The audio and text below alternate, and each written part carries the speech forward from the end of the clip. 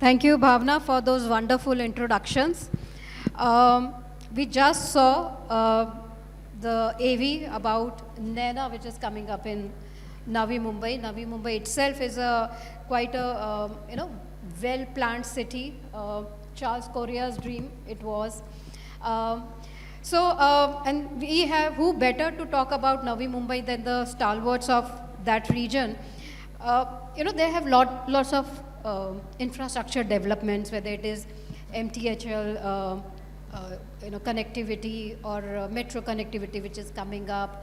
But one of the most talked about infrastructure is the airport. So, I would like to ask both of you, is Navi Mumbai airport going to, be something what airport has done for Gurgaon and what it is going to set to do for Noida with the Jewar airport? Is Navi Mumbai airport the game changer for Navi Mumbai? Ashok ji, starting with you. Well, good evening. Yes, everything is timed up very rightly. Though the airport was supposed to be on map around 1 decade ago, but right now it's coinciding with everything together. Airport is going to make a big change, and it is already turned everybody's heads in the direction of Navi Mumbai. I am proud that after 30 years staying in Navi Mumbai, as in Karma Bhumi also, I find today we have got an recognition. The head of the states already speaks about, Mr. Chief Minister speaks about Mumbai 3, that is the airport and this NENA region a lot. We see that there's going to be big change. And I myself also, when travel through those roads again today also, every 15 days I travel through the outskirts of the airport, I find something another coming up, some more structures coming up. So it's coming up very speedily. It will change the definition of Navi Mumbai.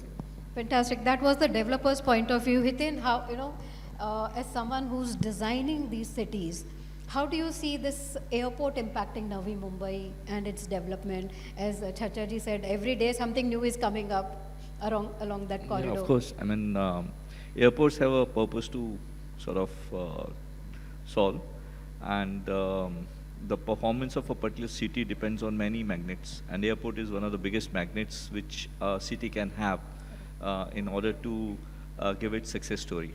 All these particular developments are not developments which happen overnight. These are projects, these are visions which take decades to happen. For the developers, I can say they have already milked the profit of the airport since 20 years. And but now, as he rightly said, everything is just it's like a jigsaw puzzle which is taking a shape, and the shape is very aggressive. It's not going to only help Navi Mumbai, but it's going to help Mumbai also. Right. That is true. Another first where Navi Mumbai... We have yet not melted everything. The cow is still ready, and the trajectory of the price rise is yet to see. Yes. Yeah, it is definitely now shaping up and becoming a reality, which everyone used to talk about earlier. But another place where Navi Mumbai is leading, and in fact leading across India, is digitization. With the property identity card. First in India to introduce property identity cards. Now, with this kind of digitization happening from both my experts, how is this going to, mean for real estate and mean for the consumers, the customers? Hitenji, you want to go first? So, we just had a session about AI, and we saw the role, what automations and AI and digitization is taking place. So I would say this concept was introduced earlier. It's not just that, it's only Navi Mumbai is the first municipal body who has adopted digitization. So there's already portals, government portals who had already started digitizing these particular land-related data. Now, in fact, the way we are in fact going to from macro level to micro level. Since municipal corporations have started taking this initiative. Maharashtra mein already, I think, Pune has already implemented in Khadi, and but it's at the city level. It's a collector level, I must say. But at corporation level, I think this is the first time when we are considering this particular sort of opportunity. The good part is that this kind of transparency, this kind of moves will create more transparency. It will create more focus towards understanding of the titles of the properties, because any consumer today faces major litigations and due diligences from the bank for mortgages, for purchases, and all those kind of things. I think those things get streamlined. That's right. And overall transaction period for any kind of businesses to happen definitely has a turnaround time. I was going through the data which I think was published a couple of months back, in which I read that mostly 31 states and union territories have already adopted this digitization for properties. I think Karnataka was one of the leading leading states which started it. And I think definitely, I think you see what Bangalore, the way it developed, because total gives confidence to your investors, it gives confidence to your multinationals who want to invest to the formatted properties and formatted place. So I think definitely it's a very bold step and a very important step, and a step towards good governance, definitely. Like Hiten said, this will kind of bring transparency in terms of land titles. So, this is something which developers really struggle with. So, आपके हिसाब से one thing जो is going to be an really a impactful thing for real estate or developers, that one thing that will happen. Due to With digitalization? the digitization, with the property identity cards, now titles will become much more simpler because it's right there. Yes, the searches and the due diligence we do will become more easier. It would be just under the roof, and it will give up an very first-hand report to the business development people, and it's going to help out a lot. Less legal disputes. Well, yes, at least it will be known. So now you know the devil, so you can tackle with them. You can understand the devils of the land sharks will never go away, and that is what acumen we as developers have. No, that's good. More technology we use, I think it's better. It brings more transparency, more trust, more streamlining of processes. Now let's talk about the residential and commercial development that is happening. We just saw in the AV also the kind of development that is happening. Residential, we saw there was a latest report. Nerul, we had 7 lakh per square meter of land being bought, from SIDCO. We are talking about affordability and aspiration. So here, Nerul was known for being affordable. Now we are seeing these kind of land purchases. What's your take on this? How do you see the affordability and aspiration going for Navi Mumbai? Well, Navi Mumbai, it's not confined to some of the older nodes, that is Nerul or Vashi, etc. But yes, it is, we would call it up, it is giving a correct identity to the city of Navi Mumbai also, that now it is not a dormitory city. It is not a city for only affordable people, or it is not known to be as a sasta or a second or a substandard product. So now you find out products which are top class today at 50,000 rupees square feet a carpet at Palm Beach, defines that it is at equality with the most of the well-known real estate spaces in the city of Mumbai. And when we call about affordability, yes, throughout the new Mumbai 3, which is 600 square kilometer, which Hiten Shetty HSA are designing Naina City plus MSRDC and PMC, today as developers we are able to deliver a 1 BHK at the cost of 30 lakhs rupees an apartment. And going forward also, this affordability will be there, hence the sustainability of the city would be quite longer. I see 3 decades we did not worry about any housing shortage in any income group across the Navi Mumbai sector. Okay, fantastic. We were also talking about townships. Prestige is coming up with the big one. You were saying township is the new format that will come in Navi Mumbai. So Prestige, though, we are thankful to Irfan Razak. He has announced up 12,500 crores of investment, not in residential, but primarily into data bank and etc. This is what are the new formats of real estate coming across. And townships, yes, Navi Mumbai, SIDCO never had seen up townships because the plots were allocated of in small sites. And now when we see the Mumbai 3, the region of Panvel, It is able, all the big boys, the big daddies we'll call across are there with the larger land banks of townships, around 200, 300, 500 acres of land, right from Mr. Niranjan Hirandani to Mr. Vadva to Adani's, Godrej's, ourselves also as Arihant, we all are having large scale of developers. So what Navi Mumbai was lacking in terms of a texture of a townships, which we could see up only in Thane Godbandar Road, we already are seeing the phase change happening up, and going forward also all the leading developers across India are eyeing for participation in the real estate, in the residential development too. Okay, fantastic. So as per Mr. Chhajer, township is something which is going on big way. All the big daddies, he said, are now foraying in Navi Mumbai, and affordability is still there. So if you want to buy an aspirational home, yes, you have that. If you want to buy affordable housing, you have it there. I think let me add to this kind of thing. So from time to time, there have been norms to promote affordable housing. 7,76,000 rupees a square meter is a case which has happened, but it has gradually happened. I think last year the rates were on that similar kind of plot were around 6 lakhs rupees a square meter, and so it's increasing 10% every year. But point is that these are going to be marquee projects. These are not going to be the projects which are going to be affordable. These are not going to be the projects which are for the general masses. CIDCO, I'm a part of those projects. Pradhan Mantri Awas Yojana had lots of 65,000 flats, apartments to be handed over under PMA scheme through CIDCO. We are the PMCs also for that particular project. And you see from I think the time when the COVID started, 2020, I think we started the project 2025, we have already completed 30 to 35% handed over the flats to the CIDCO. So there are various typologies which are happening. I mean, you see the trends of townships have changed. We did the master planning for Vadva also.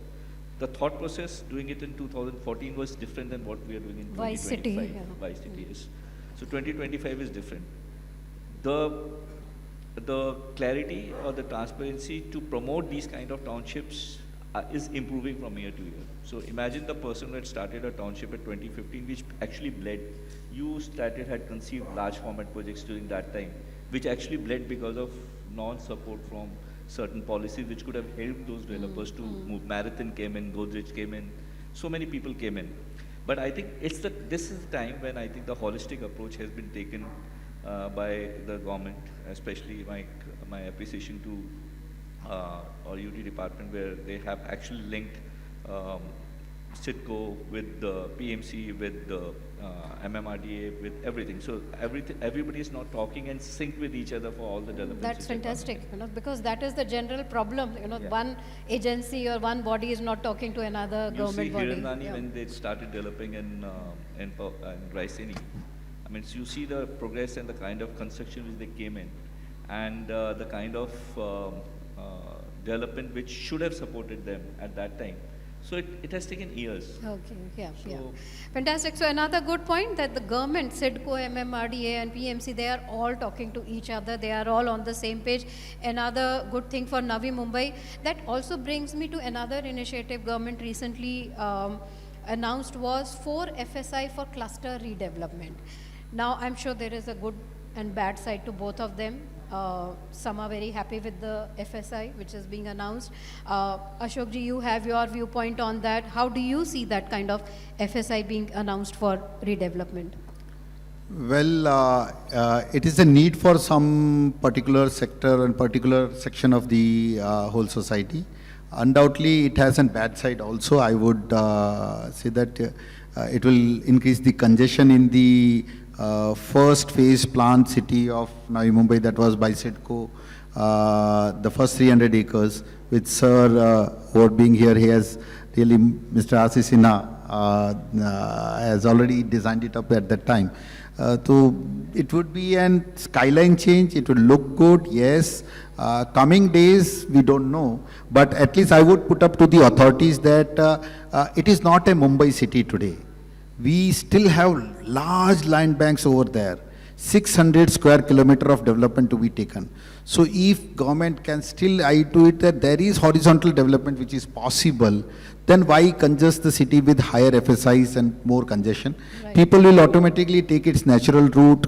It will go on the outer side. The style is changing. The style across the globe, we had seen that there had been downtowns and there had been county side of living.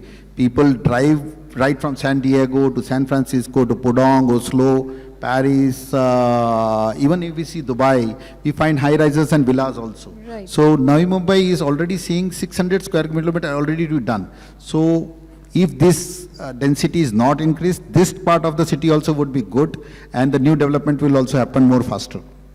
From the development point of view, some say that transit-oriented development should be there so that there is less infrastructure, less carbon footprint is, so that is one school of thought. One is let's have a spread out, let's not congest the city. So how do you see that? See, what you asked was specifically about the cluster development. I'd like to first clarify that. Cluster redevelopment has a specific purpose to it. New Mumbai is a very young city. See, having a cluster development kind of projects in Mumbai makes definitely more logical sense because of the kind of legacy it carries and the kind of, inorganic product development which happened from years to years. So, to rationalize all those particular things, this concept of cluster development definitely gives them a boost because FSIs have been overcost, what is given new DCRs and all those kind of things. But happening in places like New Bombay, which are younger, and MMR area, which are younger, I don't know if it's the right decision to give FSI. But a friend like Ashok, who's in development, he gave a very good simile once.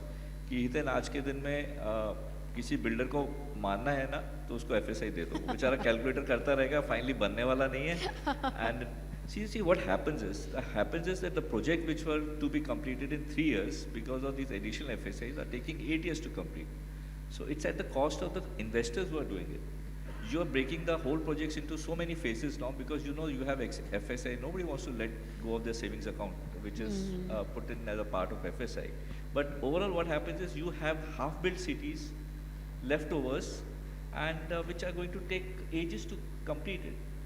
Now, surprisingly, a person who is organized, who is coming up with the townships, as you rightly said, in the suburbs, which are greenfield projects, you have limited the FSIs there to 1 or 1.2 or 1.1, and in the metro cities, which are already congested, which have a very defined kind of infrastructure in terms of stormwater drainage, solid waste management, water supply, you are loading it to 4 FSI without giving a DP. So, in couple of forums, I have also requested government to come out with the infra DP before they come out with the DP of space. Very important, yeah. So that is, I think, going to balance some things out because in Navi Mumbai, to be very frank, I mean, you are doing lots of redevelopment projects there. I do see there is a tangible benefit to the consumer because a person who was staying for 30 years in a 500 square feet flat is now getting around 700 square feet flat. But what I see is the quality of life which is going to have now will be worse because your parking is going to take 20 minutes to 40 minutes now to get your car because it's so highly congested and so much of parking is required. Yeah. So I really don't think that we have the policy right now which has a balance of lifestyle and space. Space in a flat is one thing, but second thing is a lifestyle, In one of our earlier sessions, we mentioned that while we are, developing very fast, but the, like you mentioned, the quality of life is not happening. So as per our panelists, this decision of government of increasing the FSI for cluster redevelopment is debatable. It's little, I think, short vision on their part. I think it's evolvable. It will. Yeah, so let's see how it pans out. But now coming to the commercial development also. Now we are seeing a lot of commercial businesses. Recent transaction of almost 3 lakh square feet in Mindspace Airoli being taken up, being leased out.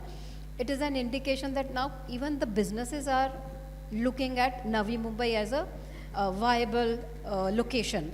Again, Chhajer, how do you see it? Is it the next hub of commercial development? Well, yes, still today, if we see Navi Mumbai, it's able to lease out the commercial spaces, which is $1 per time it crosses $1 per square feet per month as a lease rents, is where then the affordability of an or the economics don't function out. So Navi Mumbai, yes, this will increase the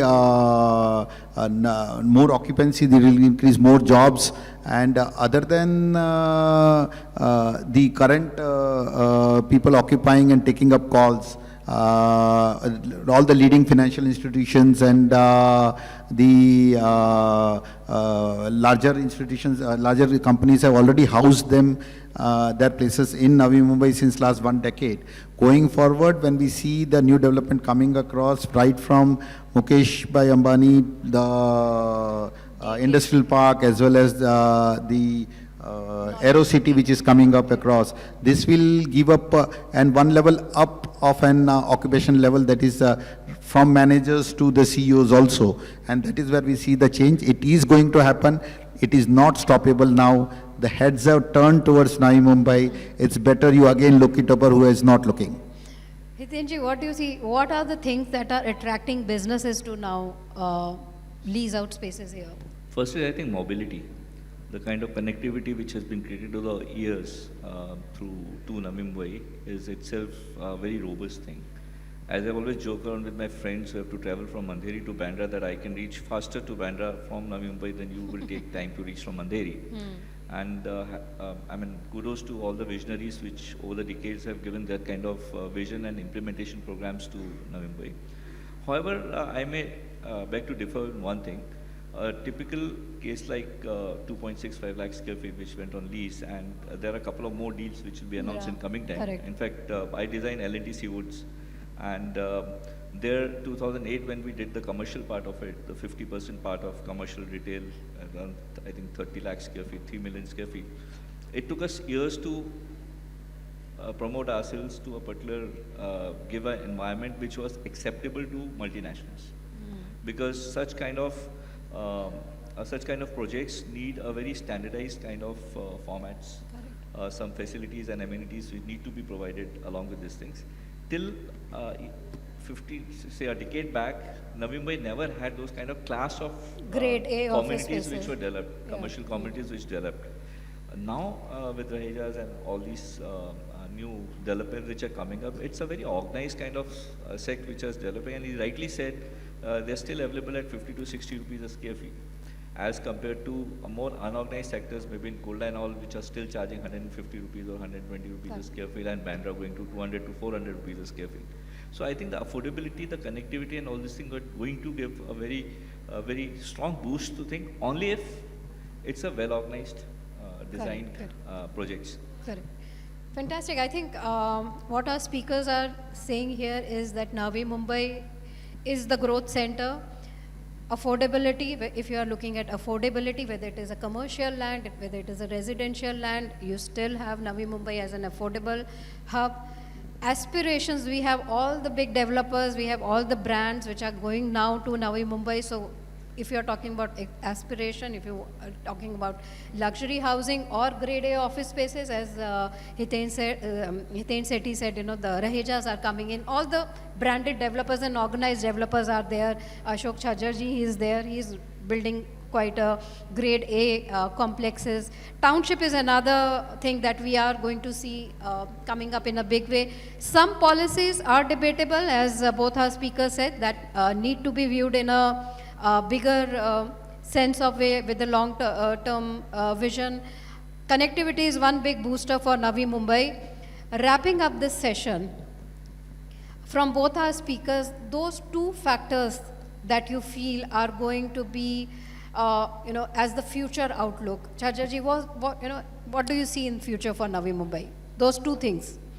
Today, now people are being able to recognize that the lifestyle also requires the first factor, which is air quality index, and that is where we are finding this new 600 square kilometer of development, where AQI is going to be the first prominent thing which is going to attract people. The health life will be nice. It is like Mr. Arvind Kumar, the lung specialist in Delhi, wrote up an article last year that in metro cities and wherever concrete jungles are there are no pink lungs even with and 4 to 5 years of a baby. So with the good air quality index dropping below 80, 50, whereas the Mumbai as well as the core city has 250 as AQI, this is going to be the most biggest factor. The design, etc., will be suit to build model. There would be villa style of living, there would be duplexes, there would be affordable housing. Everything is going to come for each sector, and it's good that city can provide for each and every section of the society housing. Good quality of life, good AQI, as Mr. Chhajer said, and as he said that whatever segment you are looking at, that is what Navi Mumbai can provide you if you are talking about housing. Hiten, Sethi, again, what do you think is going to be the driving force for Navi Mumbai going forward?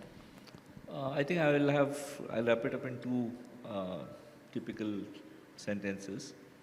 I think the first one is that all the developments which are coming, what is going to matter is a well-knitted mobility plan, inclusive housing, and third is business magnets. The knitting of all these particular things, three things, will be the success story for upcoming developments. Second thing is a very robust kind of governance to hold these things together.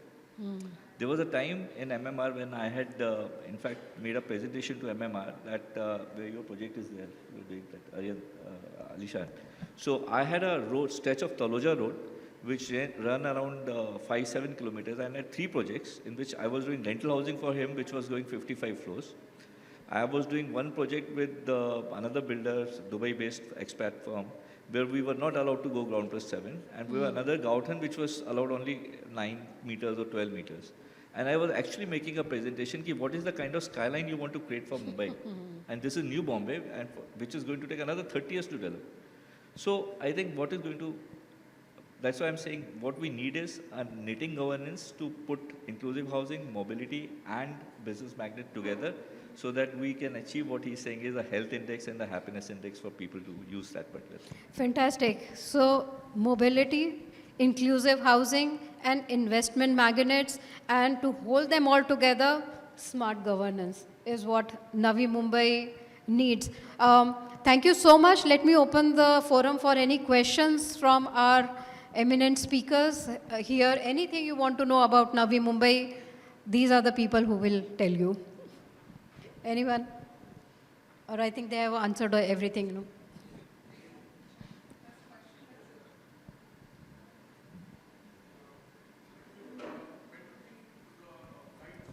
We'll give you the mic, yeah. When do you think we'll have the flights actually operational from the Navi Mumbai airport? So eventually I think Honorable Chief Minister had sort of announced that it's going to be somewhere in September. And I think they've already identified some sort of flights which would be... Test flights have already been done, Test flights have already been. They've already identified some flights which will be shifted from Terminal 1 to this particular things. I think the whole magnitude of operations may be starting from December, but I think the flight should be operational from September anytime. I think there are some very minor critical works which are left to pack it up, but I think otherwise I was told that the operations and everything are ready to kick off. And I think our MD Saab is also quite aggressively following up on weekly basis, because it's not about the airport only, it's about the connectivity for all the people who are going to reach there. I think they want to connect it before they start the airport. Thank you. Do we have any other questions? Just one more and then, Sure. Apurva? Can you switch the mic on?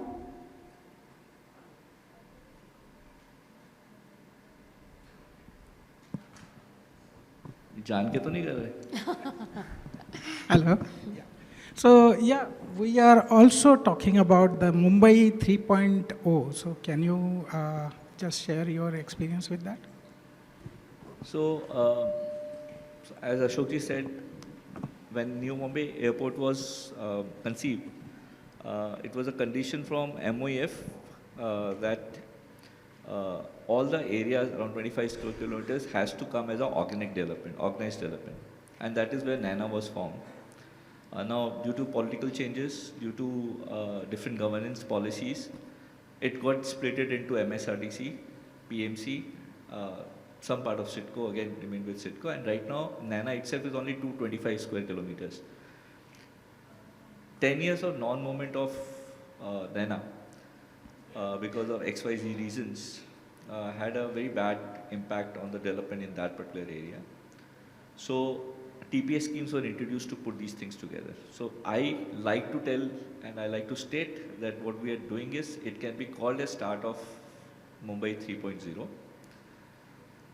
Eventually, some of the part has been given to MMRDA recently, which will be Khopta and those kind of areas covering huge values, in which certain development policies are still yet to be finalized, which are I think on the underway. So I think this whole 625 square kilometer is 3.0. So ideally speaking, right now we're talking about TPS 2 to 12, which is most aggressively taken. We have already, I think, floated around 9,000 crore projects for mobility, connections and all those things. We are also coming up with even the airport areas coming with Edu City, it's going to come up with Aero City, it's going to come up with Medicity. NMSZ Reliance we did in 2016, I designed 2,600 acres for them. Now we have changed the policy and we're getting into something else. So those kind of sporadic, polycentric developments are also coming all over. So I think the नींव तो डल चुकी है, अब देखें चलते चलते आगे क्या होता है. No, fantastic. I think what was earlier known as the second cousin to Mumbai or the poorer cousin to Mumbai, now it is coming up in a big way. I don't think it is poorer, because I think the last sale in one of my designed residential was beating car rates. So I don't think, thanks to Sinha Sahab, that he had conceived this Yes, we years have back. Mr. R.C. Sinha here. If who the actually- organizers permit, I think this session will not be complete without Sir Mr. R.C. Sinha. I would like to call him because he had seen this Navi Mumbai right from a baby of 1 year crawling, and today now just taking the start on a marathon runner. I would like to welcome Mr. Sinha Ladies and gentlemen, let's give Mr. R.C. to give an Sinha August gathering what he a has seen standing Mumbai ovation. all these years and what it looks tomorrow. Ex-additional Chief Secretary, Government of Maharashtra, ex-advisor to the Minister, Ministry of Road Transport and Highways. It's truly an honor. Let the standing ovation continue, and let's give him a magnanimous round of applause as His Excellence himself joins us on stage to be a part of the final group photograph. So may we request Mr. Sinha ji to give a token of appreciation Sir, to, Sir, and of course, a your few last words. your last words on what Navi Mumbai stands for.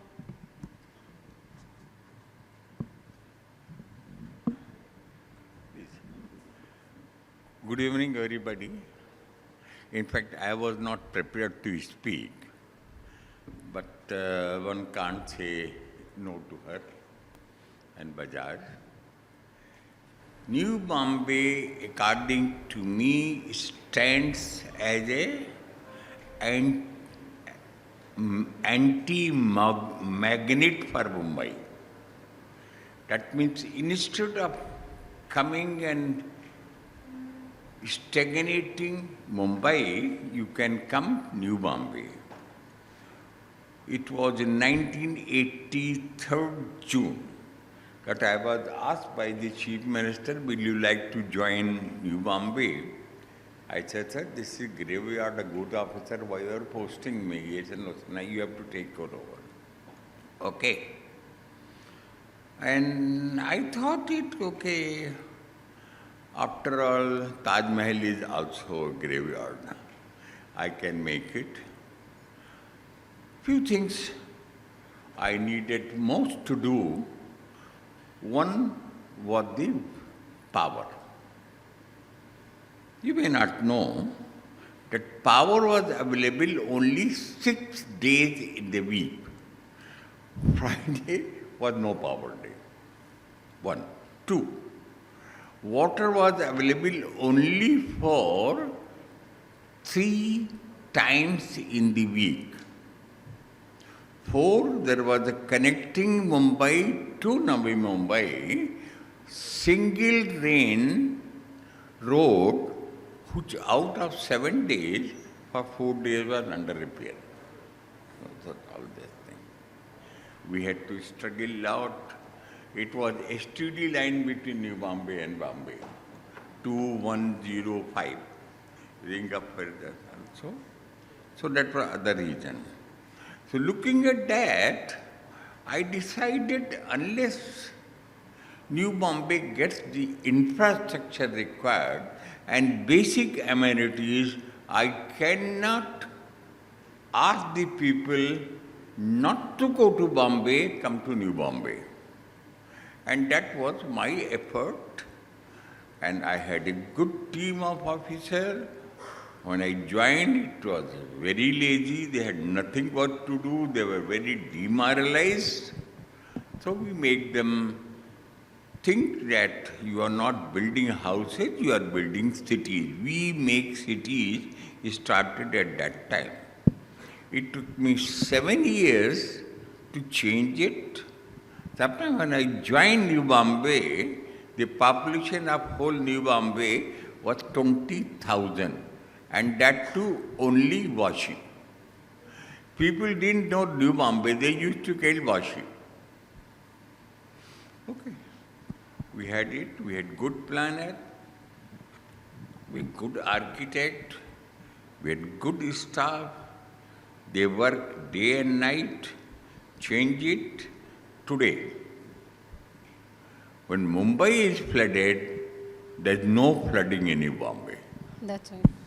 This is a big achievement because normal filling of New Bombay is 2 meters. Okay. Second, there are holding ponds. When there is heavy rains and high tide, water goes to in these ponds, and when the low tides come, it vacates itself. What? It took a lot of effort to get the railway line. I can say, since of pride, first time in the history of Rashtrapati Bhavan, the President of India came to inaugurate a railway station that was Vashi.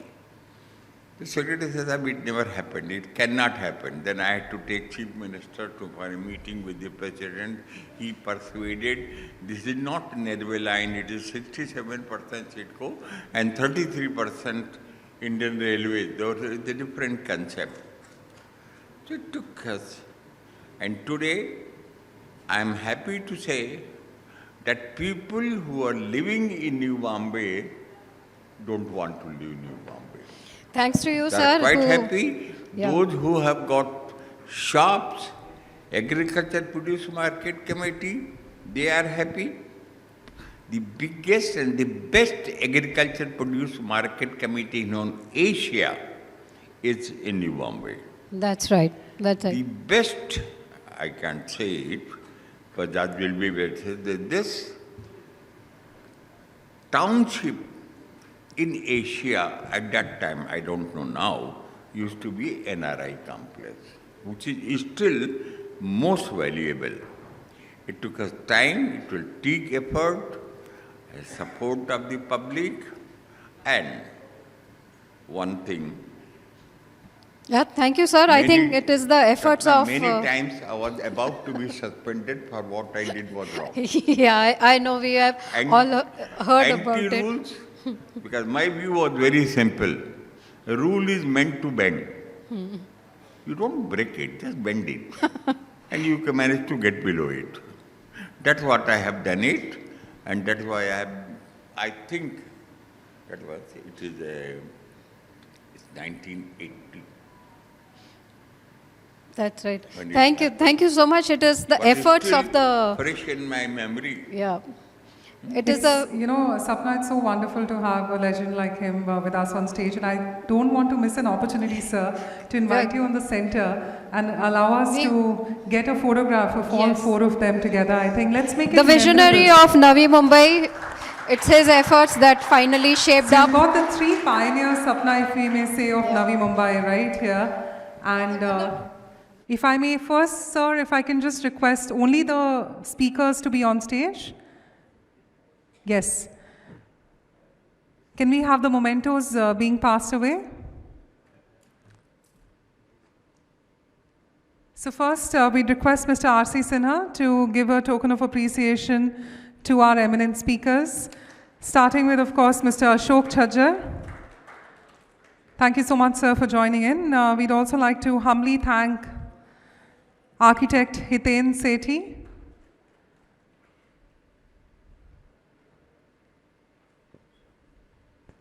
Let's give them a big, big round of applause, architect Hiten Sethi. Thank you so much for joining us.